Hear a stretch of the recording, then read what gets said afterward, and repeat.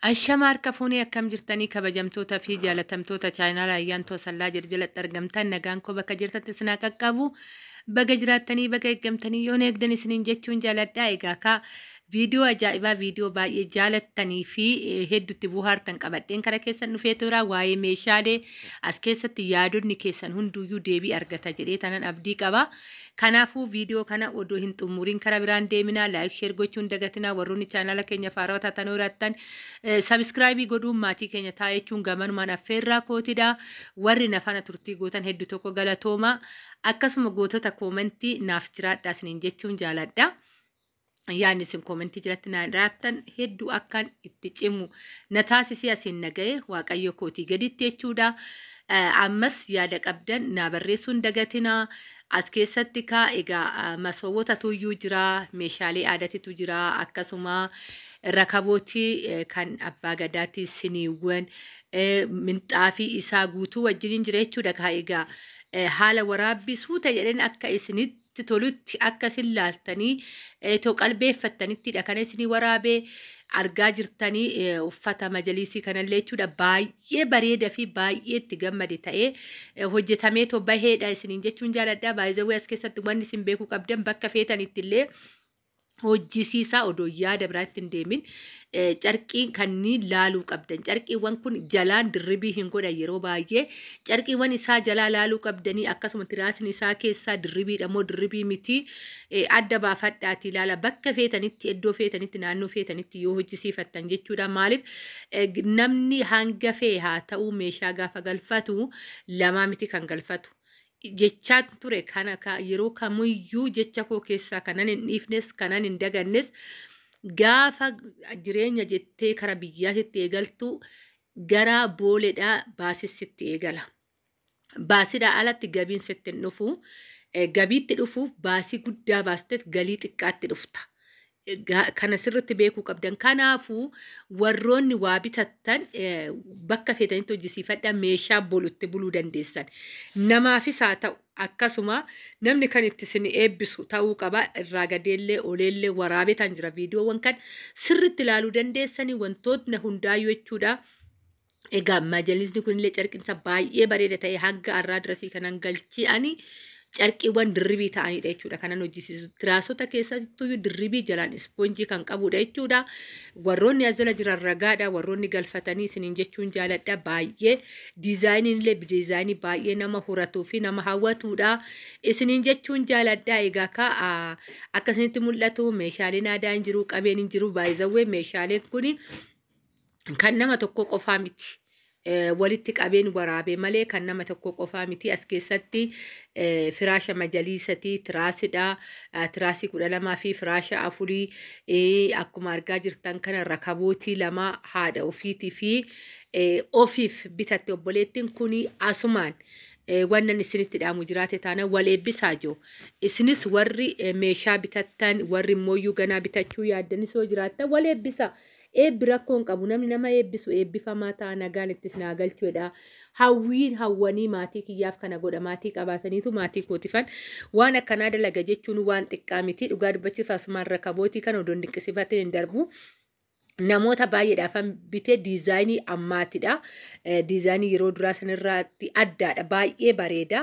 Warroonni bitachuu barbaadan illee isiniin jechuun jaaladha. Yeroo sadaffaafif biteen jira jechuudha rakabootii kana. Rakabootii duraaniitirra adda ta'anii dhufanidha jechuudha. Hojjaan isaatillee wantoonni hunduyyuu garaagarummaa qabu. Warri bitachuu barbaadan isiniin jechuu jaaladha. Kanaadha. Baay'ee tokko bareeda. Asumaan obboleettii kana warroonni ilaaltan odoon eebbisin darbina haadha ofiitiifidha. Kan bitte majalisa firaasha majalisa kana carqii isaa guutuu wajjin akkasuma isaa tiraasota guutuu walumaa galatti inni akkuma jirutti guutuudhaan as deebitee ta'ummooyyuu rakabootii sinii isaa guutuu wajjiniin minxaafii isaa minxaafiin jalaatillee kan abbaa gadaatidha jechuudha. Yookaan sufraan isaa yookaan irra kan afamu kan buna jala afamu jechuudha. Kanniin hunda isaayyuu jechuudha kan bittee fi haadha ofiitiif. Haadha jechuun egaa isinitti immoo waa'ee haadha ani ganamas galgala haasa'ee fi miti hayyoonni illee haasa'anii beektonni danuun illee waa'ee haadha barsiisanii jiru.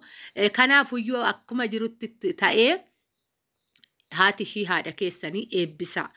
Akkasuma immoo warroonni hawwii qabaatanii osoo qarshiin bira isin gahin haftanii soggaa jiraattanis immoo rabbiin isiniin haa ga'u eebbi hunduma caalaa hanga dandeessan maatii keessan rabbi si haa qabbaneessu jechuudhaaf dhafuu haati nama abaartii miti garaan isin eebbisuudhaafuyyuu hoo dandeessan bara haarawaa kanarratti yaadadhaa isiniin jechuun jaaladhaa. Haala kanaanii obboleettii kana rabbiin ani kara kootiin kanan jedhuuni kan baastirraa rabbiin itti si haa guutu meeshaa bareeda haadha keetii filattee isiniin jechuun jaaladha. Akkasuma warroonni masoobii kanas kan nama tokkootidha isiniin jechuun jaaladha. Meeshaan nama kanaa immoo hin dhumne ganaadha. Haa ta'u malee asumaan daawwadha.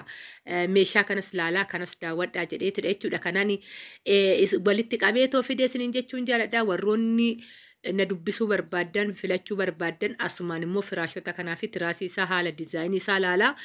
Bilbilli kiyya duwwaa 945826745 na dubbisuu dandeessanii teelegiraamaa waasaapbii imoo aappii 3 banaadha saa 24 yeroo barbaadan na teechisuu dandeessanii anuuyyuu deebii nama gaafadhee hoo deebii namni naa deebisuu baate baay'ee naara. Kanarraa kan ka'e haala kam keessaa dhaabbadhee tanan nattuu mijachuu baatu akka mijatu godheen deebii namaa deebisa malee ani oduu deebii namaan deebiseen biran darbu. Tariitii ilma namaatidha. Hirrina qabaachuu hin danda'a. Hirrina akkuma jirutti ta'ee isiniin jechuu kootidha. Kanaafuu na dubbisaa gaafiiwwan adda addaa warri qabda meeshaa irratti illee jechuudha.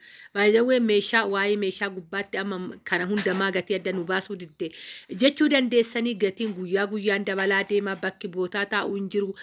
Baay'ee rakkisaadha. Keessattuu warri gatiin gaafadhu jettan dhugaa baay'ee nama dhiba. As keessatti kanan dubbachuu barbaadu jiraate taanaan har'a yoon gatii kanaa isiniif meeshaa gaafadhe boru gaafan bituu deemu gatii san argamuu dhabuu danda'a. Baay'ee meeshaa galchanii osoo hin ta'in dawwalanii gaafatu bakka madabaa kara finfinneetti dawwalanii meeshaan achi dabale yoo jedhan meeshuma magaazanaa qaban dabalan. Kanuma wanti biraa homuuyyuu hin jiru. Isiniin jechuun jaaladhaa kanaadhaa. Haa ta'u malee immoo inuma jiraatamaa inuma bitamaa ani waa'ee qaala'insa jireenyaa baay'ee haasa'uus hin jaaladhu. Maaliif fayyaan ilmi namaa fayyaa qabaate taanaan sammuu qulqulluu qabaate taanaan hojjetee akka nama ta'u ittan amana waan ta'eef jechuudha. Isinis akkasuma gootota mana madaa mitiidha. Dhugaan isin jedha jireenya ofii injifachuu bira darbee achi taa'anii mana koon bareeffadhaa waan akkanaa mana kooti barbaachisa jechuun iyyuu waan xiqqaa miti godhachuun kan caalu ta'ee osoo jiru yaadunuu waa tokkodha. Kan isaanii achitti ajaja isaanii baachaa oduullee nutti baay'iste naan hin jedhina. Ajaja isaanii baachaa dubbii isaanii danda'a hojii isaanii danda'a asitti immoo hojii ofii hojjetachuu jechuun dhugaan isiniin jedha osoo namni dhaabbatee ilaale warroonni maastireetii fi digirii baatanii deemanuyyuu shamarran keenya caalan jedhee too yaaduun maaliif waa tokkoof tokko ilmi namaa kan yaaduu danda'u waa'ee hojii ofii tokkicha san garuu nuti kan isaanii dandeenyee dubbii dandeenyee iyya isaanii dandeenyee ijoollee isaanii as baa achi kuraa dandeenyee asitti immoo ijaarsa manaa mismaariin akkas ta'ee kun akkana ta'ee kun asiin hanqatee isa bira immoo chaalenjii san darbinee immoo meeshaa mana keenyaa guuttanna jennee meeshaa tokko xalabachuuf haasaa takkattiin miti ilmi namaa kan walii galu haasaa danuu walitti deddeebifamee wantoonni herreega hojjetamee haala kanaan immoo bareedee namaa bahee mana ofiitti namaa galu jechuun waan xiqqaa miti ofiin boona. Dhugaan isiniin jedhaa isin warroonni akkanaa kun ofitti gammadaa ofiin boona eenyu warra maastireetii qabu caalaa sammuu keessan osoo barattanis nama bakka san ga'uu danda'u akka beektan sammuu keessan badina akkasuma immoo humna keessanii asitti illee galtanii hojjettanii akka jijjiiramtan hin dagatina. Sababbiin isaa maaliin? Hojii 4 hojii 5 bakka tokko hojjechaa jirta waan ta'eef iyyuu jechuudha. Kana anumatti isin dinqisiifate ayyaantu asallaa jechuudha. Warri kunis immoo wal dinqisiifachuu dandeessu. Koomentiin keessaa 24 banaadha. Nagaanaa ta'a baay'ee.